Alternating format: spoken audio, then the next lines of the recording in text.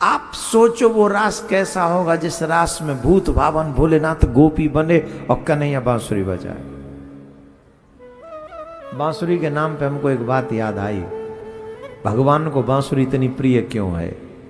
एक जगह पे हम पढ़ रहे थे श्री शिव ही बांसुरी है, स्वयं भूत भावन भोलेनाथ ही बांसुरी बन के आए कन्हैया के अधरों से चिपके रहने के लिए। इतना जलती थी गोपियां, इतना जलती थी, बांसुरी से कहती थी हरे बांस की बांसुरी ते तप कीनो कौन, अधर सुधा पिए को पिए हम तरसे निस्भौन।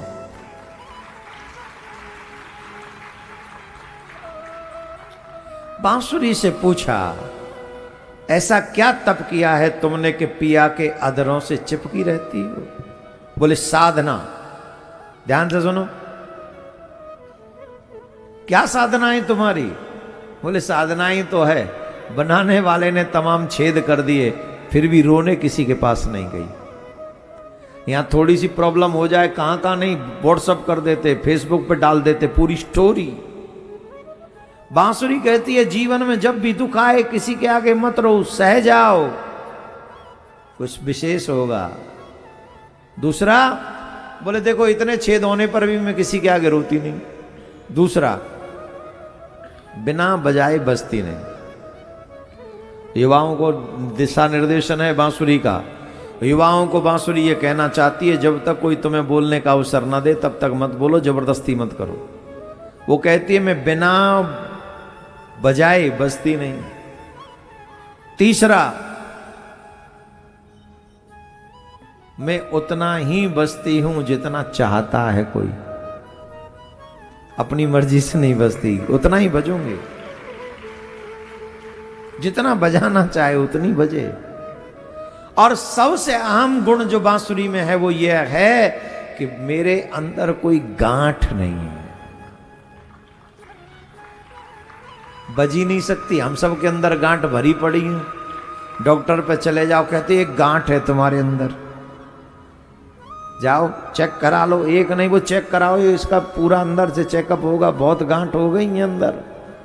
वो गांठ हो कहां से रही। बोले ईर्ष्या की गांठ है, द्वेष की गांठ है, प्रेम की गांठ कहीं है ही नहीं। बांसुरी कहती है ईश्वर उसी को लाइक करता है जिसके मन में कोई गांठ नहीं होती है। जब तुम्हारे अंदर कोई गांठ नहीं होगी कृष्ण तुम्हें प्रेम करेगा ही।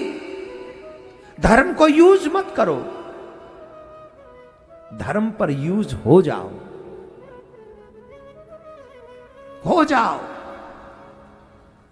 यह है प्रेम, गोपियों का प्रेम। तो मेरे प्यारे भगवान के उस रास में जहां शिव गोपी हो, सोचो वो रास कैसा होगा। काम युक्त या काम मुक्त, जोर से बोलो, काम मुक्त। और संसार क्या समझता है, काम युक्त। बजे क्योंकि बचपन से ही काम का जो चश्मा हमने लगाया है अपने आंखों पर, हमें दुनिया काम मुक्त दिख ही नहीं रही। छोटे छोटे बच्चे भी काम में रचे पचे हैं। समय से पहले बच्चे वयस्क हो रहे हैं, समय से पहले वो सारी बातें जान ले रहे हैं जो शायद एक उम्र के बाद जाननी चाहिए। तो उनको लगता है कि जैसे हम बतियाते हैं वैसे ही श्री कृष्ण बतियाते होंगे, जैसे हम लोग पिक्चर में चले जाते वैसे भगवान जमुना के तट पे चले जाते होंगे। यही ना, ये किसको कहेंगे, इसको कहेंगे अक्ल के अंधे। क्या कहेंगे, अक्ल के। लेकिन ये समझ में कब आएगा, तबई हो सब संशय भंगा, जब बहुकाल करिए सत्संग। अच्छा देखो, जब भगवान ने गोपियों से इतना प्रेम किया, एक और प्रेम किया, सुनो ध्यान से। जब भगवान अक्रूर जी के साथ मथुरा गए, वो मथुरा पहुंचे, 11.5 वर्ष ब्रज में रहे, उसके बाद अक्रूर जी के साथ में मथुरा गए। और जब मथुरा गए तो वहां जाके एक दृश्य, कंस की दासी है कि जिसका नाम है कुब्जा, हाथ में चंदन है उसके, वो नित्य कंस को चंदन लगाने जाती है। पर कृष्ण को देखा 7 जगह से टेढ़ी है, बूढ़ी है, बूढ़ी है, टेढ़ी है, चंदन लगाने जा रही थी। कृष्ण को देखा, कृष्ण को देखते ही मन में भाव आया, कंस को तो नित्य लगाती हूं, क्या आज ऐसा भाग्य होगा कि कृष्ण को चंदन लगाऊं। ऐसा मन भाव कृष्ण को लगाऊं।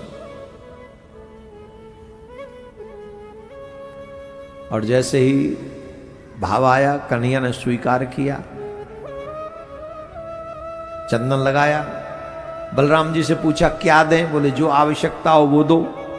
ध्यान से सुनो, जब तुम्हारा मन हो ना किसी को देने का, कुछ भी देना चाहो, बेटी को, बेटे को, पंडित जी को, इधर को उधर को, मन करता है ना कुछ देना चाहिए, तो क्या दें? बोले जिसकी जरूरत हो। भाई जिसके पास आप जा रहे हो उसे जरूरत किस चीज की है, वो दे दोगे तो यूज करेगा। और जो तुम्हारे घर में फालतू पड़ा है वही उठा के दे दो, जो उसके यूज का ही नहीं। अब तुमने तो बला टाल दी कि चलो हमने तो दे के खत्म किया, आ गए थे तो हमने दे दिया। ऐसा नहीं, अगर देने का ही मन है तो वो दो जो सामने वाला उसे आवश्यकता हो। तो बलराम जी ने यही कहा कि तुम कुछ भी दे दो, वो अब तुम्हें इसे महल दे दोगे तो कितने दिन भोगेगी, बूढ़ी है, टेढ़ी है, क्या सुख भोगेगी। वो दो जो उसको आवश्यकता है। बोले क्या आवश्यकता है? बोले देख नहीं रहे क्या आवश्यकता है, दिख नहीं रही है। जरूरी थोड़ी है कि पूछ के ही दोगे, जो दिखे वो करो। बोले ठीक है।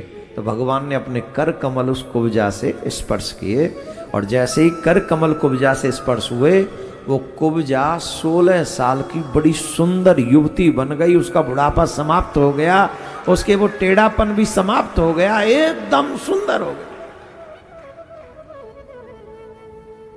अब कई बूढ़ी अम्मा तुझे सोच रही हो हमें और मिल जाए कहीं ठाकुर जी, तो हमारा भी कुछ तो ठाकुर जी जवान न करे, कम से कम घोंटून के दर्द है तो सही कर दे, हैं?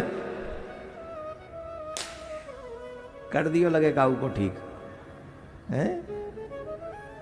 तो ये जो जा रही है ना, इनको दर्द ठीक नहीं करवाऊं मैं। तो अब जब कन्हैया ने उसे स्वस्थ कर दिया, ठीक हो गई, तो कन्हैया जब जाने लगे तो कुब्जा ने कन्हैया के चरण पकड़ लिए, हाथ पकड़ लिए। पूछा अब कहा भाई? बोले अब ये बात समझ लो, जो यौवन, जो युवावस्था, जो जीवन आपने दिया है, तेरा तुझको अर्पण क्या लागे मेरा, मुझे सेवा दो। भगवान देख चुके उसका कुरूप भी। Listen to me, listen to me. Shri Krishna Kubja का कुरूप देख चुके हैं, कैसी है, बूढ़ी थी, टेढ़ी थी, देख चुके कि नहीं देख चुके बोलो। और ये यौवन किसने दिया? श्री कृष्ण ने। अब कृष्ण से कह रही है कि मैं तुमसे प्रेम करूंगी, मेरे प्रेम को स्वीकार करो। वाह मेरे कन्हैया, ऐसा मेरा कृष्ण ही कह सकता है कि कोई बात नहीं, मैं तुम्हारा प्रेम स्वीकार करता हूं। अब बताओ कृष्ण क्या तन से प्रेम करता है? तन तो उसका कुरूप था, देख ही चुके थे, फिर क्यों उसके प्रेम को स्वीकार कर रहे हैं? क्योंकि मेरे कृष्ण मन से प्रेम करता है, मन को स्वीकार करता है। उसकी ये भावना है कि तेरा तुझको अर्पण। और महाराज मैंने ऐसे ऐसे नागों को देखा है कि कोई कुछ नहीं होगा फिर भी ठाकुर जी की सेवा नहीं करते। अरबों खरबों पति हैं, वो कभी मंदिर में दीपक नहीं जलाते। ऐसा जीवन किस काम का? अरे तुम्हारे मरते ही दुनिया वाले लूटेंगे। हमारे ब्रज में कहते हैं जोर जोर धन धर जाएंगे, माल जमाई खाएंगे। कितने लोग तो ऐसे हैं कि सरकारों के अंडर और न जाने कैसे कैसे लोगों के लिए छोड़ के चले जाते हैं, पर जब तक जीवित रहते हैं कभी अच्छा काम नहीं करते हैं। कृष्ण से प्रेम करो, कृष्ण के बनो, कृष्ण के बने रहो, वही काम आएगा। भगवान श्री कृष्ण ने कंस का वध किया। कंस का वध करने के बाद देवकी वसुदेव को कारागार से मुक्त किया।